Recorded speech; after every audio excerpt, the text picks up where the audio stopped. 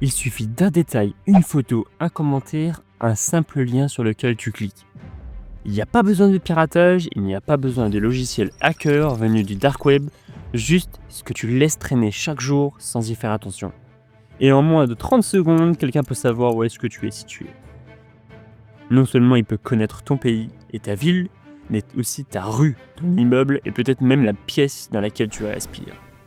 La vraie question à se poser, ce n'est pas est-ce qu'on peut te localiser, c'est à quel point c'est déjà fait. Pas besoin d'être un hacker, il suffit de savoir observer et de profiter des failles que la plupart des gens créent eux-mêmes tous les jours. Et si à la fin de cette vidéo, tu réalises que tu t'es déjà trop exposé, alors va en description, clique sur le lien, tu peux réserver ton rendez-vous gratuit et on verra ensemble comment te sécuriser, t'accompagner et reprendre le contrôle.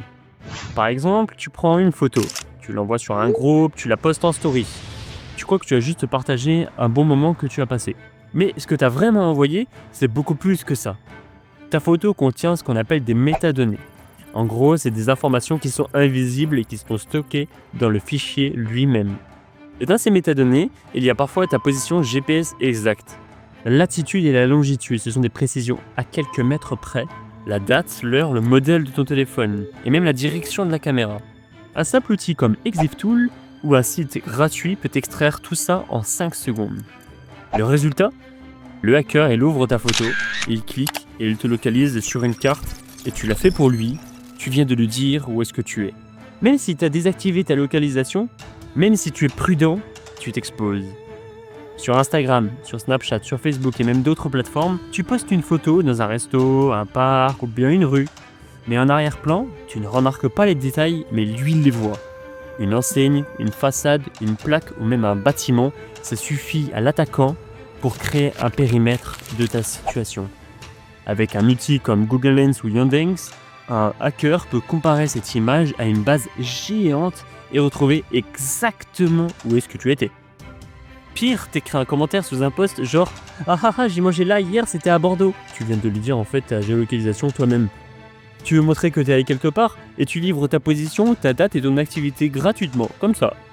Et l'autre partie qui est ultra courante, c'est celle des liens traqués. Par exemple, si un hacker il t'envoie un lien, une vidéo, un PDF, un faux site, et toi, tu cliques. Et lui, il récupère ce qu'on appelle une adresse IP. Et avec ça, il obtient ton opérateur, ta ville ou ta région.